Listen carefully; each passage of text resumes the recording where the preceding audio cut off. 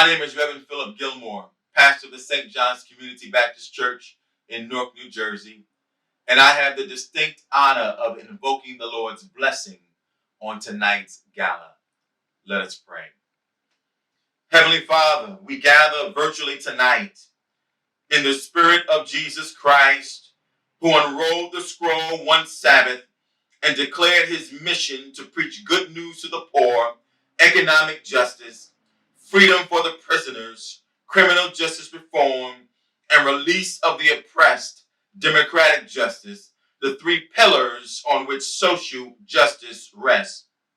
Never let us forget that the work of the New Jersey Institute for Social Justice, led by Ryan Haygood and his team, is a divine assignment ordained by you, blessed by you, and backed by you. May tonight be a wonderful celebration of good over evil as we honor those committed to the social justice labor of love. Oh Lord, we cannot go backward and we refuse to stay the same. Therefore, we are compelled to press onward with the Institute's high and noble calling to embrace community over chaos. Bless our tonight, bless our tomorrow. In Jesus' name I pray, amen. And now I'm pleased to introduce to you my friend and brother, Newark's very own champion of social justice, the New Jersey Institute for Justice's president and CEO, Ryan Paul Haygood. Good evening. Welcome to the New Jersey Institute for Social Justice's 16th annual gala. More than 10,000 people viewed last year's virtual event, and tonight is sure to be just as memorable. As I celebrate my 6th year at the Institute, I could not be more grateful to work with our team of fierce advocates, incredible partners and supporters, and a stellar board of trustees to advance our work in the way that Amy and Alan Lowenstein envisioned when they founded this mighty organization more than 20 years ago. The theme of tonight's gala, Onward, summons us to commit ourselves to advancing the ongoing march for social and racial justice in America and here in New Jersey. Tonight we have a terrific group of honorees to represent that march onward. Honoree Mr. Fred Gray, an iconic civil rights attorney, moved us onward through his mission to destroy everything segregated he could find.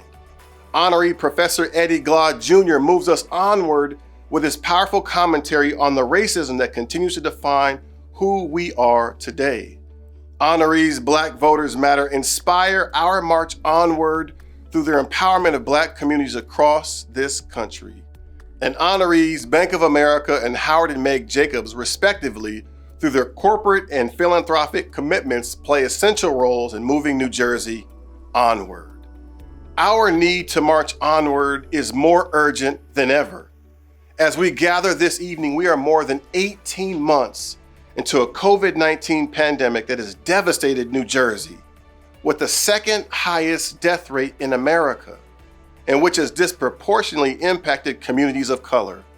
COVID-19 was the leading cause of death for Black people in New Jersey in 2020. This public health crisis has exposed the pre-existing and deeply embedded cracks of structural racism in our foundation, cracks that have erupted into earthquakes in Black and other communities of color. These cracks created New Jersey's staggering racial wealth gap, where the individual net wealth for white people is $106,000 compared to just $179 for Black people, less than the cost of groceries for a small family.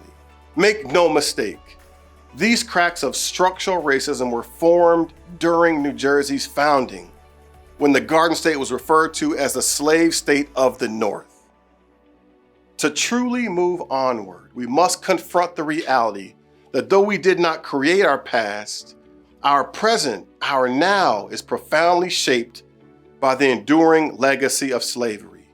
Both our past and our present compel us to tell the full truth about who we have been and who we presently are in New Jersey, to then take responsibility for who we are, then to reconcile, and then to repair the enduring harm. With you by our side, we are leading the march onward to build a New Jersey that serves as a national bright light for racial justice. So while Jim Crow-like voter suppression sweeps across America, we have expanded democracy in New Jersey. Our advocacy restored the right to vote to 83,000 people on parole and probation, a right that was previously denied since 1844. We championed online voter registration so that people could use that new right to vote. We ended prison-based gerrymandering so that incarcerated people will be counted in their home communities for purposes of political representation.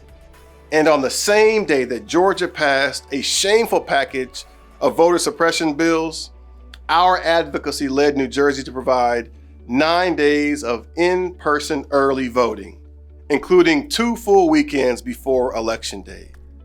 Now, for the first time ever, voters in New Jersey can participate in Souls to the Polls, a long-standing tradition where voters march to the polls after their worship services.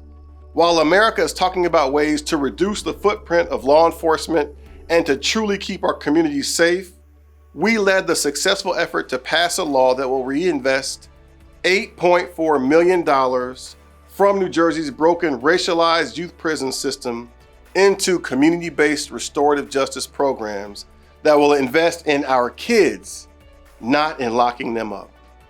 And while the country is having a conversation about structural racism, we stood with courageous legislators and partners to introduce a historic bill to create a New Jersey reparations task force. We are not afraid to say the word, reparations. And so tonight, in this pivotal moment, we thank you for partnering with us to march onward, onward to shared prosperity in our state, onward to democracy, onward to investing in our youth, onward to strategies that actually keep us safe, onward to repairing the cracks of structural racism in our foundation and to building a new one, onward to freedom and liberation, onward to truth, reconciliation, and reparation, onward to making Black lives really matter, onward to justice. Please support our work tonight by texting NJISJ to 44321. You'll receive a text back with a link to click on with instructions on how to donate. And now we are pleased to present the New Jersey Institute for Social Justice's 16th Annual Gala, beginning with a rendition of Lift Every Voice and Sing, the Black National Anthem, performed by HBCU National Choir 105 Voices of History. Thank you for joining us tonight, and God bless you.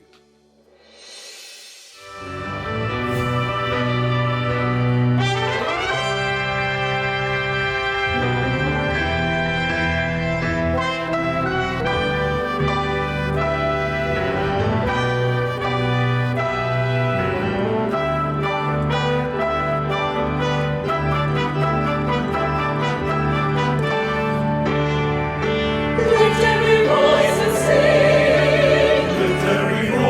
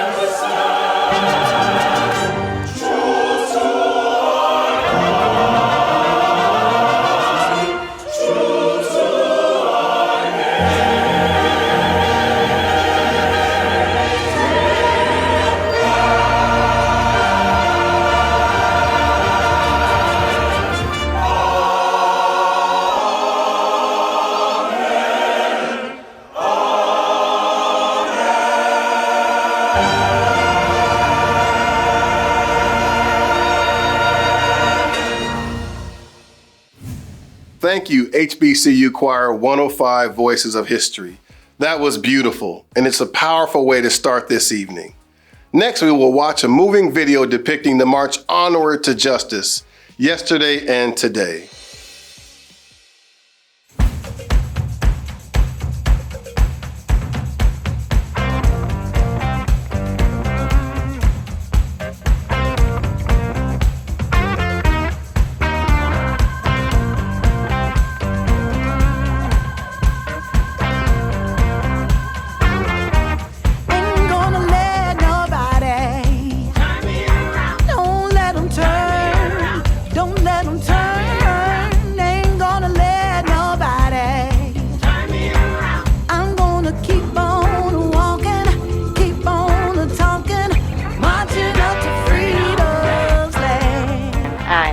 Resisted the idea of being mistreated and pushed around because of my race.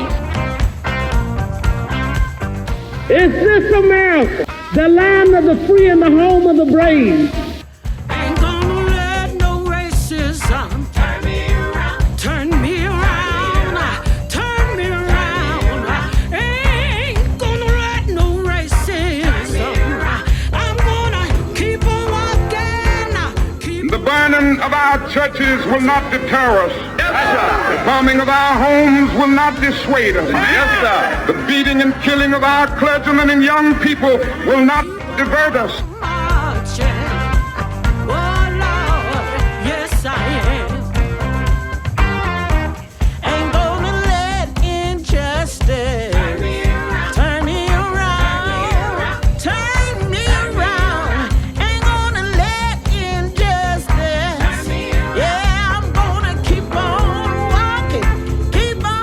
Let us not forget that we are involved in a serious social revolution. But we will march with the spirit of love and with the spirit of dignity that we have shown here today. We must say, wake up, America, wake up, for we cannot stop, and we will not and cannot be patient.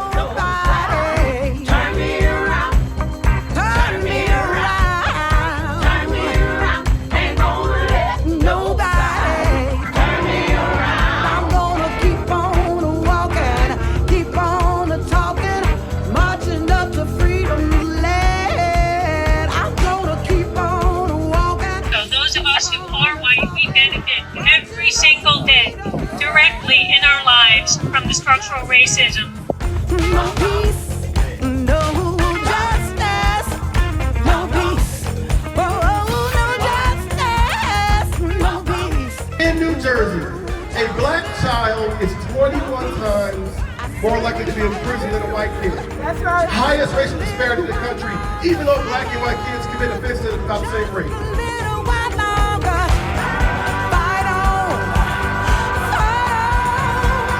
We are here today to call on New Jersey to say the word and pass the New Jersey Reparations Task Force A711 S322. We need reparations.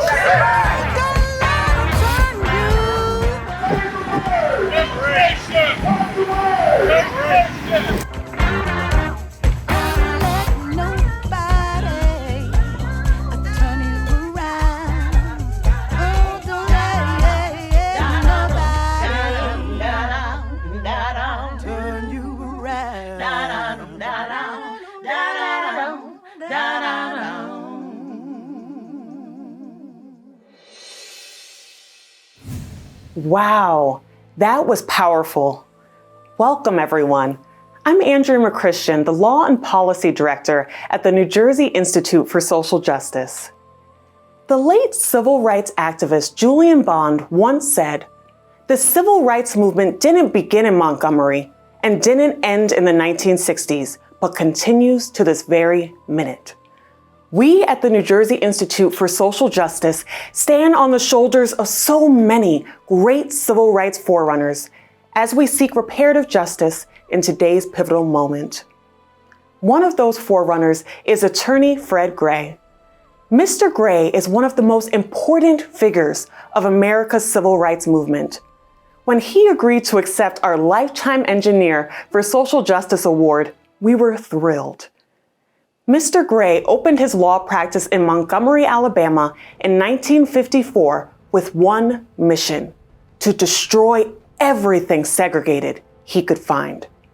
His career, which continues today, includes representing Claudette Colvin, Rosa Parks, Dr. Martin Luther King Jr., and John Lewis, all revered now as heroic civil rights leaders, but all who, during Mr. Gray's early legal career, lived in peril as they fought for equality. One of Mr. Gray's many milestone civil rights lawsuits enabled voting rights marchers in 1965 to peacefully cross the Edmund Pettus Bridge after having been beaten back in a previous attempt, and to journey from Selma to Montgomery, leading to the passage of the Voting Rights Act. Ryan had the tremendous opportunity to sit down with Mr. Gray. Here's some of that conversation. I'm humbled to be sitting here with you and humbled by what you've done for this country, for this world. Mr. Gray, I'm humbled by what you have done to inspire me. You'll remember that when I was an LDF lawyer, I shared with you that I first learned about you when I was a high school student in Denver.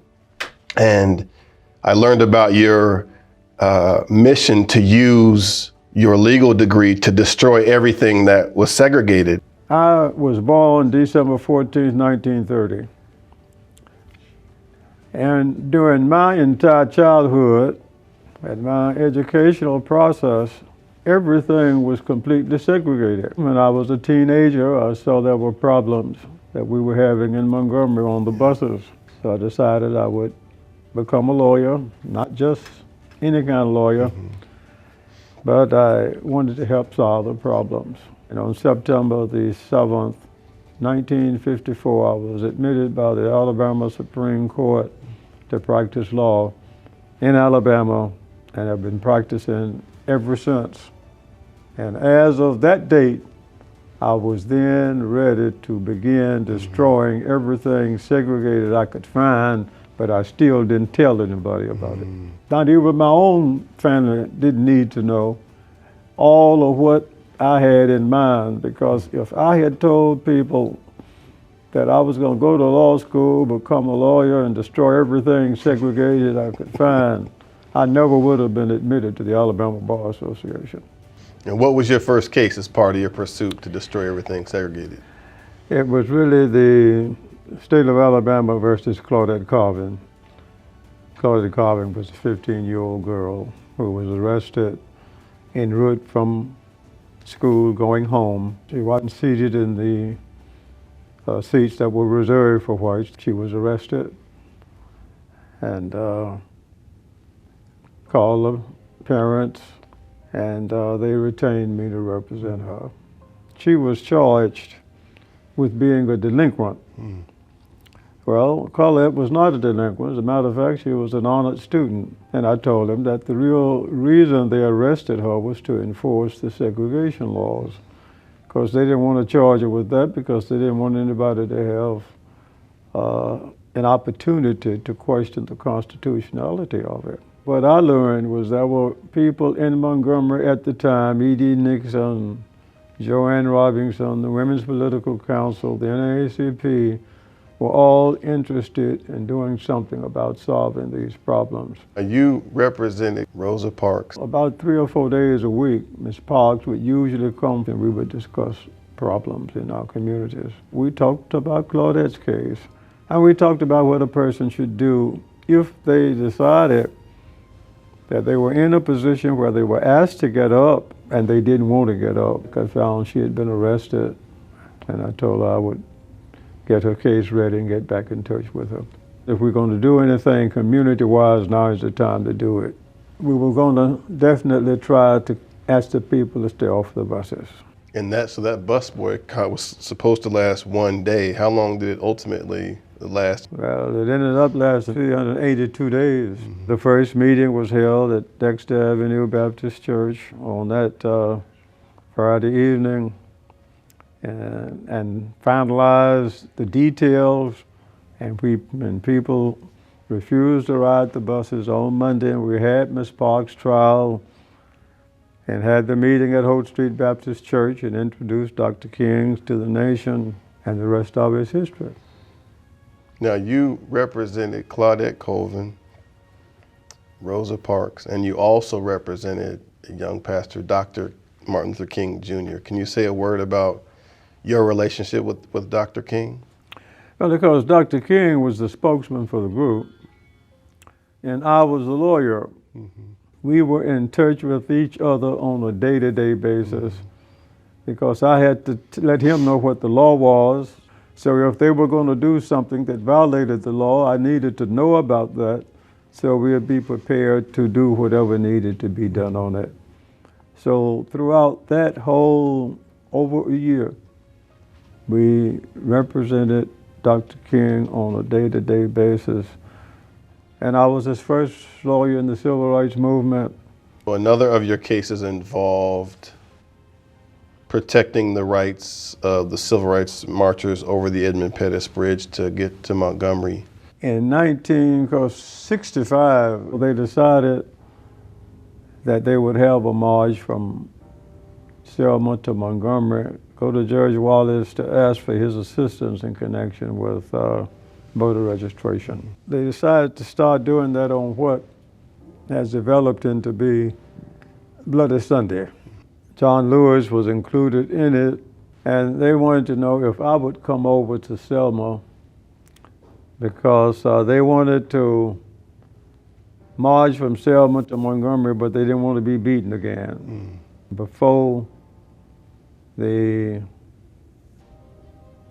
close of day on Monday, following Bloody Sunday, we filed the case. It was expedited, and the court ended up ruling that we were entitled to march from Selma to Montgomery, and the state of Alabama should protect them.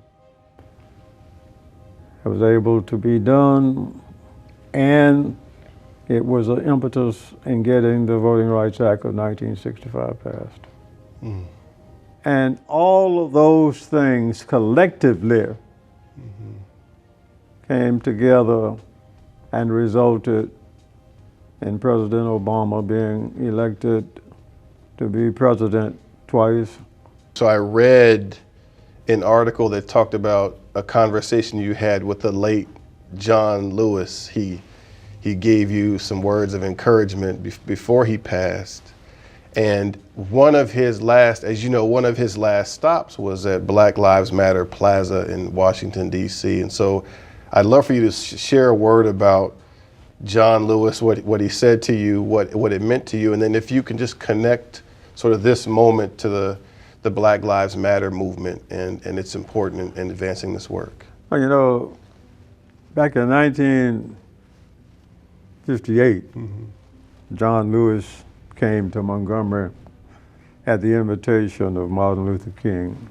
So we kept in touch with each other over the years, and then I represented him in the Freedom Ride case when he was beaten back, John Lewis versus Greyhound.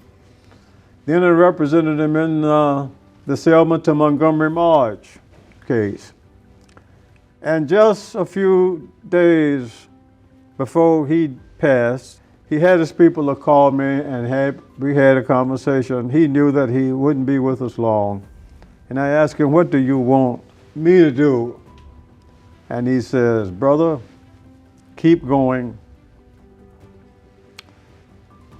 keep moving, and keep the record straight. I think he would say that to whether you call it Black Lives Matter, or whether you want to call it Black Power. And I think that's the message that he would leave to us, is the message he left for me. And I'll continue to do what I can as long as the Lord permit me to do it. It is really, on behalf of the New Jersey Institute for Social Justice, it's a personal privilege for me to present this Lifetime Engineer for Social Justice Award to you. The New Jersey Institute is so pleased and proud that you have agreed to accept this award. This award means something very special to me. Number one, it comes from a corporation that's in New Jersey. And New Jersey has the distinction of being the only state in the country that has ever retained the law firm of Fred Gray and Walter McGowan to do legal work for the state of New Jersey. And it also means something to me because it comes at a time when my career is setting. And I'm glad to see other young people who are doing as well. Thank you very much. We appreciate you coming down to the Tuskegee Human and Civil Rights Multicultural Center. Welcome to Tuskegee and to Macon County. Come and visit the center. And thank you for the award. Congratulations. Thank you, so Mr. much. Gray. Thank you. Thank you, Mr. Gray, for your lifetime contribution to the March Onward. We are inspired by your tremendous work as we pursue justice today. Here at the Institute, we're grateful to be governed by a board of trustees who are tremendous advocates with expertise in so many areas. We'll now hear a greeting from the chair of the Institute's Board of Trustees, Doug Eakley. Good evening and welcome to the 16th Annual Gala of the New Jersey Institute for Social Justice. Tonight we will be celebrating our march onward to a more socially and racially just New Jersey. It seems like it was only yesterday that the Institute's founder, Alan Lowenstein, came into my office with the certificate of incorporation, bylaws, and a list of suggested trustees to form an organization that would topple the load-bearing walls of structural inequality in our state to create communities that are just, vibrant, and healthy. Now, 22 years later, the Institute is one of the most powerful, strategic, and effective organizations in the state, looked to for its expertise, its advocacy, and its ability to translate the needs of our communities into reparative policies and programs. In these challenging times, the Institute's work is more important than ever, and its commitment to carrying out its mission more firm. We are grateful to all of the sponsors of tonight's event, and we wish a hearty congratulations to all of our honorees, each of whom has made a meaningful impact on our march onward. Thank you so much, Doug, for your steadfast leadership. If you've turned on MSNBC recently, you've probably seen Eddie Glaude Jr. and stopped in your tracks to make sure to take in every word. Professor Glaude speaks with unrivaled clarity when it comes to sharing with America what we need to hear about race and racism, the unvarnished truth about who we are, as opposed to who we like to think we are, and what we need to do to move onward. Professor Glaude is the esteemed chair of African American Studies at Princeton University, author of Begin Again, James Baldwin's America and Its Urgent Lessons for Our Own, and the recipient of our National Social Justice Award. Let's listen as he speaks about the urgent moment we are in right now. It's a complicated moment. George Floyd is dead. The protest happened. Derek Chauvin is in jail, is in prison. And we have the insurrection of January 6th. We have over 48 states trying to pass close to 400 laws attacking the voting rights of not only Black and brown people, but poor and young folk as well. Here we are in 2021 fighting for voting rights. I'll be damned. Speaks volumes about America more than anything. Right? It's almost Sisyphean, just constantly rolling this boulder up the hill over and over again. We thought we were in a moment of a racial reckoning of sorts. And almost immediately, we began to hear cries that America is not racist, that we are not what these people say we are. We saw the forces gathering in order to protect the status quo. And this is familiar. At every moment in which the country stands on the cusp of change, a fundamental transformation, there are forces that double down on the ugliness, that insist that ours must remain a white nation in the vein of old Europe. So here we are again. All right? That's the thread. That's the through line. We're living in the midst of a reassertion of the lie and another betrayal. What are the continuities, right? Everyday ordinary people risking everything, risking themselves, risking their lives, right, in order to transform the country. What are the discontinuities? The 1960s didn't have the 1960s. That unprecedented historical moment in the mid-20th century had not happened. We're living under its shadows, trying desperately to figure out how to imagine a politics that speaks to our time without being sycophants to an earlier form. The connection with Mr. Gray's time and our time is that there is this insistence that America must remain what it has always been, a refusal to give birth to a new way of being in the world. So the question for us is, what are we going to do? If we're going to fundamentally confront the ugliness of our current moment, we have to tell the truth about what we've done and what we're doing. But America is so intent on believing its innocence. It's almost as if we tell the truth about the country, they believe that the whole damn thing would collapse.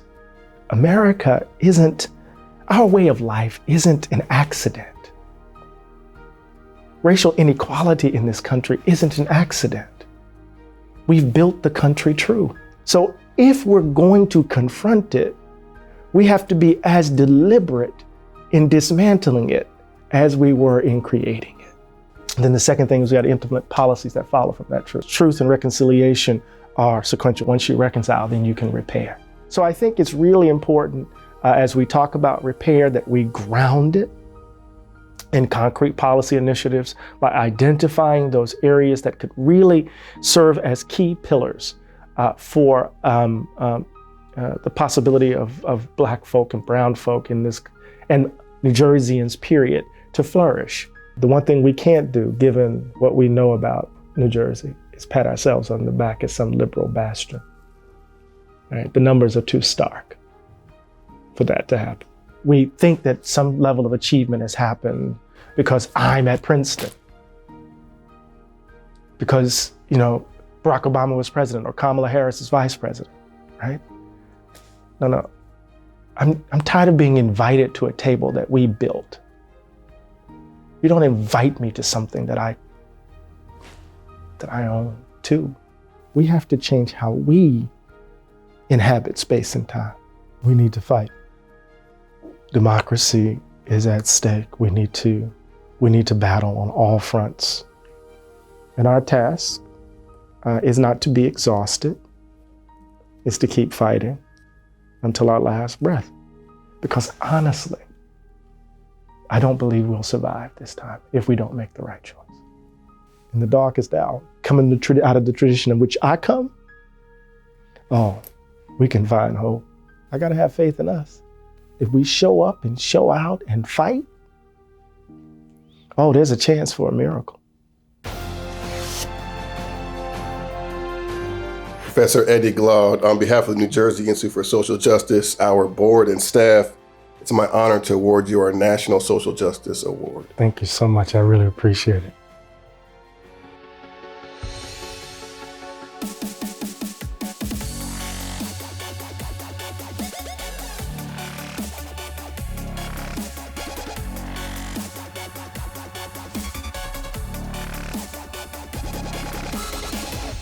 Thank you, Professor Glaude, for all you do to keep us honest as we march onward. We'll now hear from two of the Institute's esteemed trustees who will talk about the importance of our work and the importance of partnering with us to support it. Hello, I am Paulette Brown, Vice Chair of the Board of the New Jersey Institute for Social Justice. And I am Diana de Jesus Medina, also on the Institute's Board of Trustees. We are both incredibly honored to serve on the board of this mighty organization, powered by a diverse team of brilliant, creative, strategic, and passionate advocates. And we're thrilled to be here tonight at the Institute's Gala, where the program and honorees will represent the past, present, and future march onward to a more equitable and just New Jersey. The Institute has what's been called the special sauce, the ability not only to connect with New Jersey's communities and learn what is needed, but to turn those needs into policies that real people feel as empowered on the ground. This special sauce is available to all in the New Jersey community. It includes a new law funneling money from youth incarceration to community-based support systems that invest in our kids, not in prisons for them. Getting all kids in youth prisons tested for COVID-19. Participation in consent decree implementation to reform Newark's police, and work toward achieving alternative strategies to really keep our communities safe. In the face of Jim Crow, like voter suppression laws enacted across the country, a law restoring the vote to 83,000 people on probation and parole, and other laws establishing early in-person voting and ending prison gerrymandering. Litigation that defeated the Trump campaign's efforts to undermine New Jersey's 2020 election plan, and litigation challenging the undemocratic party line of New Jersey's ballots. Original research and reasoned recommendations on the racial wealth gap in the Garden State, one of the wealthiest states in the country, but not for everyone. And introduction of a bill to establish a reparations task force in New Jersey. These are just some of the recent accomplishments of the Institute. We could go on if you have a gala to attend. This is a team that's willing to boldly cause good trouble when the times call for it, and to say what needs to be said, even when others have shied away from it, as the Institute's Say the Word reparations campaign demonstrates. These times are urgent, and the Institute is rising to meet the needs of New Jerseyans. But this work takes resources, and we cannot do it without your financial support. Every donation helps the Institute do the work it does in our communities, in the legislature and in the courts, and to get the needed results. So please, as we congratulate the Institute and all of its honorees on this special night, please take a moment to join us by investing in our collective march onward. Text NJISJ to 44321 or go to njisj.org/donate to make your contribution now. Thank you. And now, please enjoy the gala.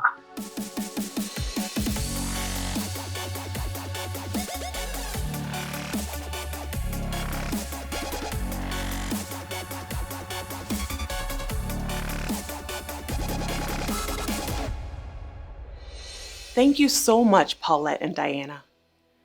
Voter suppression continues to rear its ugly head in America.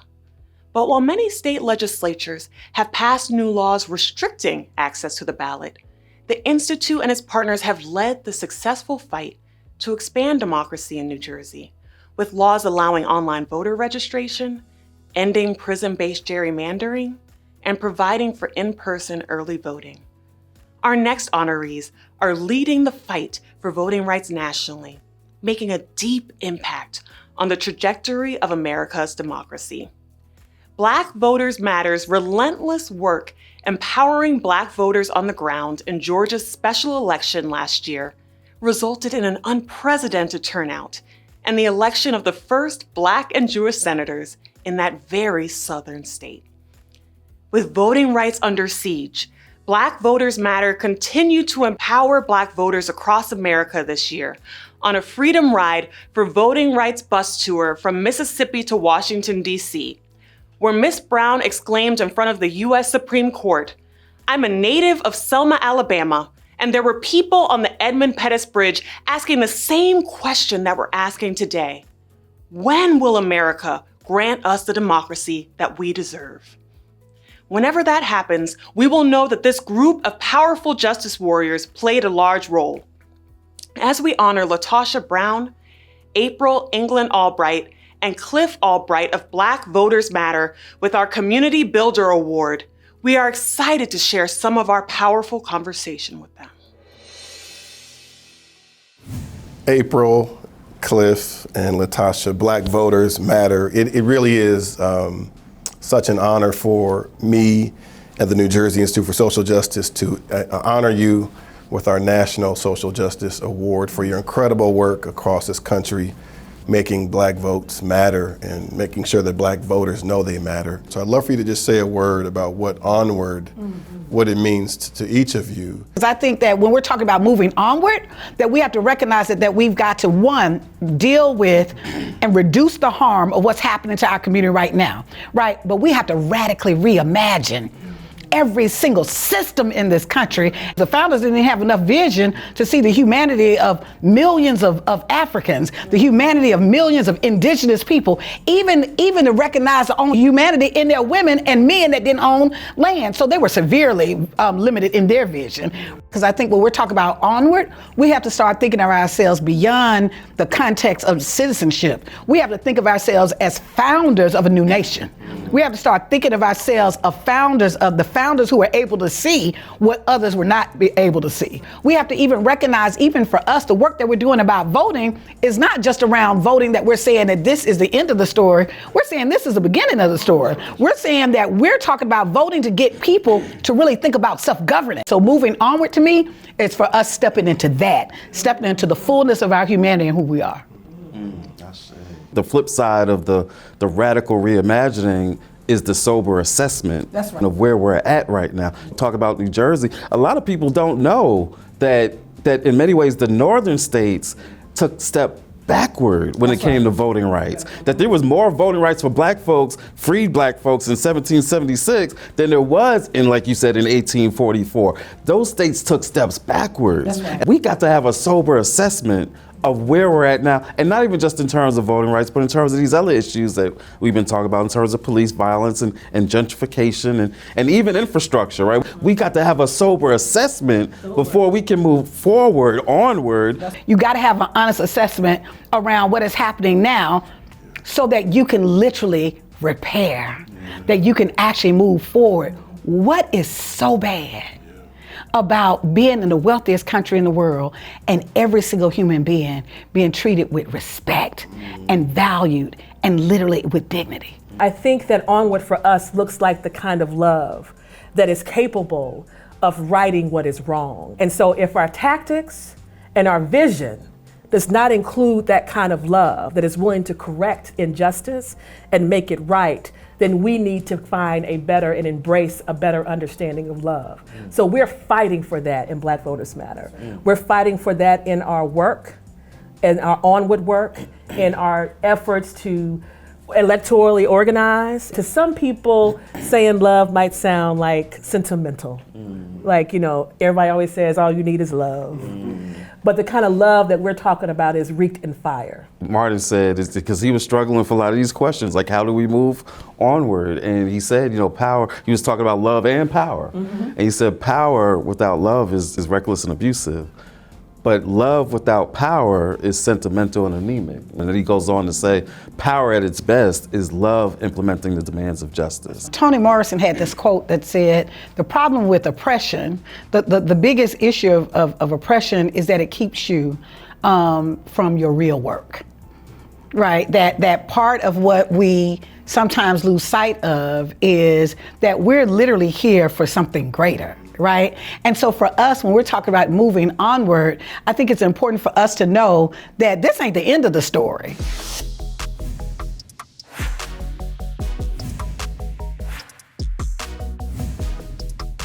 On behalf of the New Jersey Institute for Social Justice, it's my honor to award Black Voters Matter with our National Community Builder Award. Thank you. Thank you for your work.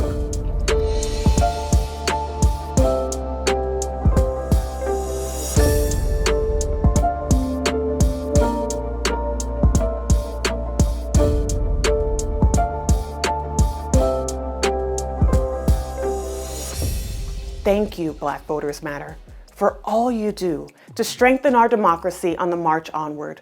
Now, we would like to introduce to you a proud partner and supporter of the New Jersey Institute for Social Justice, Antone Henshaw. Hi, my name is Antone Henshaw. When I was 18, I was sent to Trenton State Prison for a decision I made and spent 30 years there. Even though I was still a teenager, I was incarcerated with adults, which was very traumatizing and forced me to grow up very quickly. During that time, I recall when Assistant Administrator Davis said to me in a wing representative meeting, we can do whatever we want to you in here because you can't vote. And if you can't vote, you don't count. He said I didn't matter because I couldn't vote. Of course, I matter. I realized in that moment that one of the main things I wanted to do when I was released was to register to vote. Because I was only 18, I never had the opportunity to vote. When I was released, I was still unable to vote in New Jersey because New Jersey disenfranchised people on probation and parole.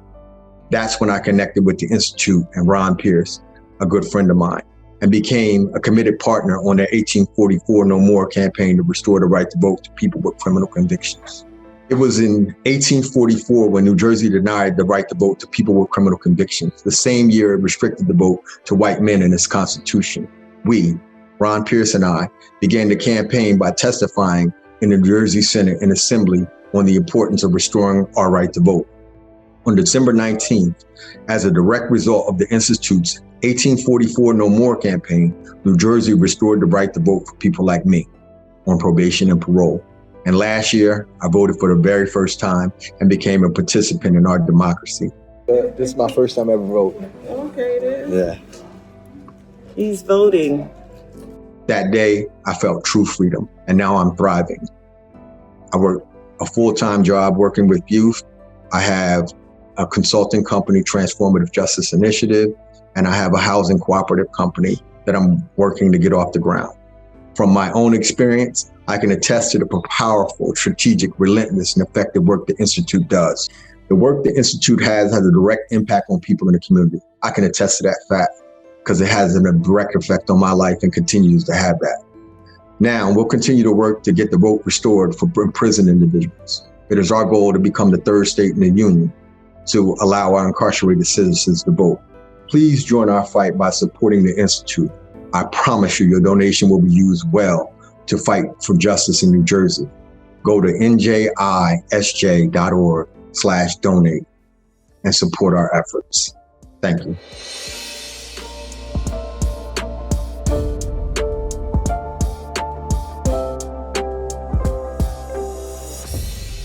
Thank you, Antone. Antone demonstrates the meaningful on-the-ground impact the Institute's work has on real people and their communities as we march onward. Please take a moment now to donate to the Institute's continuing work to move us onward by going to njisj.org/donate or texting NJISJ to 44321. You'll receive a message back with a link to click on that will take you to a donation page. Enter your donation amount, click continue, then enter your credit card or bank account information and donate. Our next honorees, Howard and Meg Jacobs, like our founders Alan and Amy Lowenstein, have a deep concern for the quality of life and well-being of all New Jerseyans. Over the years, they have supported many individuals, communities, and institutions. The Jacobs also have a personal connection to the Lowensteins, making this award even more meaningful. We are grateful to the Jacobs for their ongoing contribution and dedication to building thriving communities across our state, and we are thrilled to present them with our signature Alan V. and Amy Lowenstein Social Justice Award. Good evening. We are Meg and Howard Jacobs, and we're thrilled to be here tonight at the 16th Annual Gala of the New Jersey Institute for Social Justice. We have always believed that all of us who can must support our New Jersey communities to ensure that everyone has the opportunity to fulfill their potential and be free from discrimination. In this fractured political environment, which challenges our democracy, Meg and I have chosen to support non-sectarian, nonprofit agencies which actively promote citizen engagement on issues critical to the preservation of democracy. The New Jersey Institute for Social Justice, founded by Amy and Alan Lowenstein, fits our criteria. The Institute serves as a premier force for protecting civil rights, toppling walls of structural inequality, building systems that create wealth while transforming justice and harnessing democratic power from the ground up in New Jersey. Too many people today feel that our economic system mainly benefits the wealthy, and the powerful. People feel frustrated that their voices are not heard on critical issues of structural racism, social inequality, and COVID. They are looking for leadership to amplify their voices and to partner with them to make policy that will take on this fight. The Institute plays this role strategically, effectively, and passionately. And on a personal note, the Lowensteins came into my family's life somewhere in the early 60s.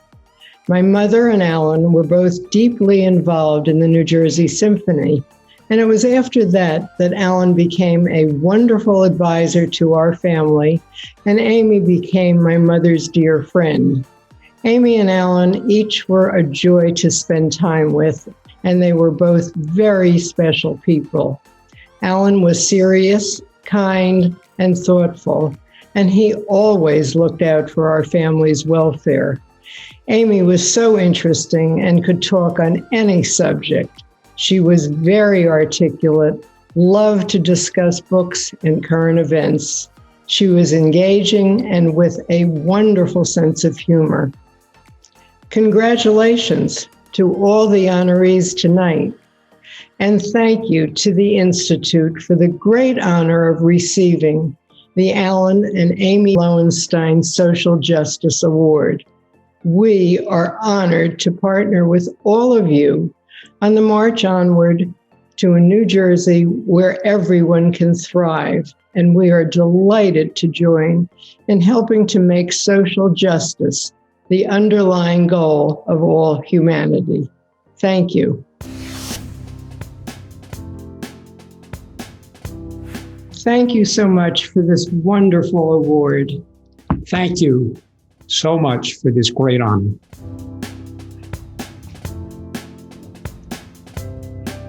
Thank you, Howard and Meg, for all you do to march New Jersey onward to justice. Again, please take a moment to donate to the Institute's continuing work to move us onward by texting NJISJ to 44321. We're excited now to share with you a special treat, a performance from Latasha, one of Black Voters Matter's co-founders. We wanna talk in heaven on earth, angels in heaven done find my name.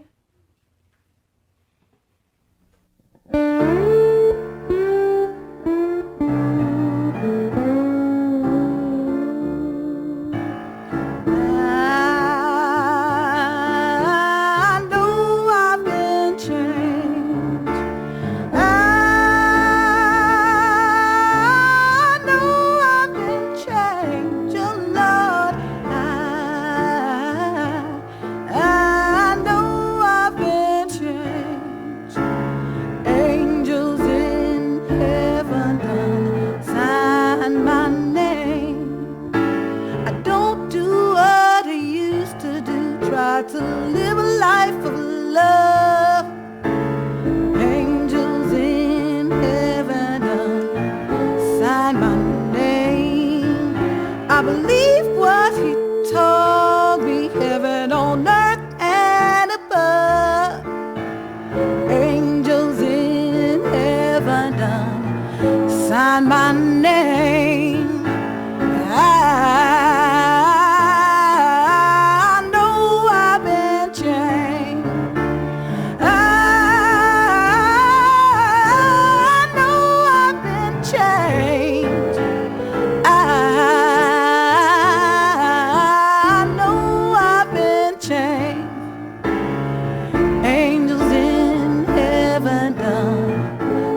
My name. I stepped in the water and the water was cold. Angel in heaven down, sign my name. It chilled my body, but not my soul. Angels in heaven down, sign my name. I know I've been changed. I know I've been changed.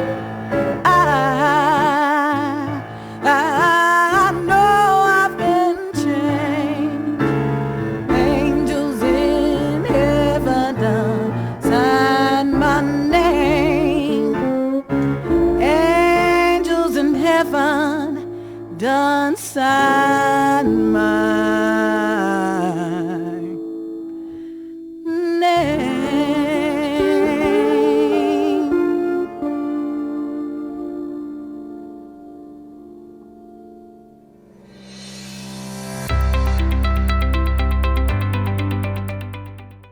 Thank you, LaTosha Brown, for sharing the beautiful music that continues to anchor and encourage us as we move onward toward justice and equity. With economic justice at the core of racial justice, corporate entities stepping up is critical for our march onward. Bank of America has committed $1.25 billion over 5 years to advance racial equality and economic opportunity. Think of the progress that can be made with these kinds of investments. We're proud to present our Corporate Leadership Award to Sherry Bronstein on behalf of Bank of America. Good evening, everyone. My colleagues at Bank of America and I are so honored to receive the Corporate Leadership Award from the New Jersey Institute for Social Justice. We are also proud to support the Institute in its pursuit of racial equality and social justice across our communities. Over the past 20 months, we've seen communities across the world, including those in our home state of New Jersey, hit hard by a pandemic that has challenged so many, especially communities of color. This also spurred a social awakening across the U.S., with protests in many communities that highlighted the broad, systemic racism and inequities that threaten progress.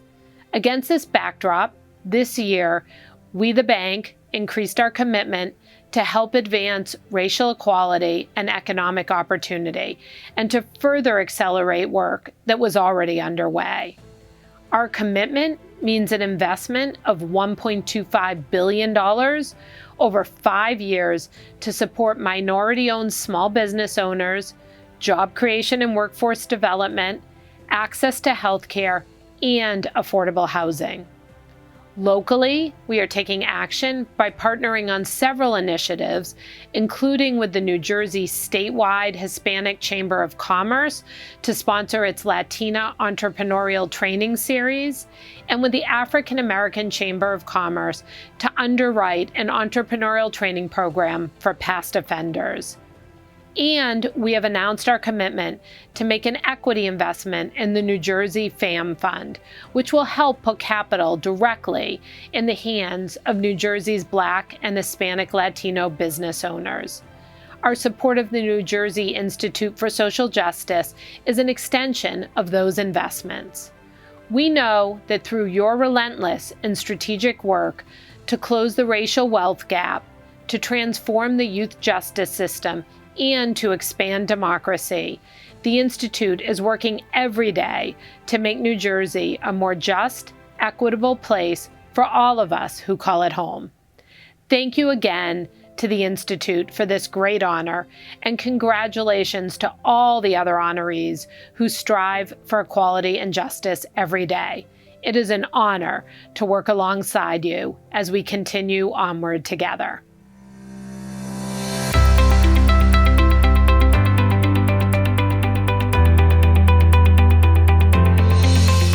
Thank you, Sherry and Bank of America, for all you do to advance racial justice. And thank you all for joining us this evening. We hope that you've enjoyed it as much as we have, and that you are inspired to continue the march onward with us. And please remember to donate to the Institute's ongoing march for racial justice by texting NJISJ to 44321. We simply could not do this without your partnership, and we are grateful for your support. God bless you, and good night.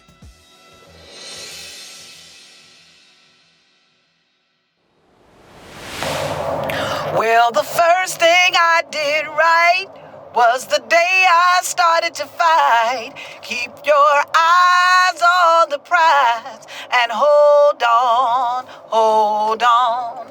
Well, the last thing I did wrong, I stayed in the wilderness a day too long. Keep your eyes on the prize and hold on, hold on, hold on.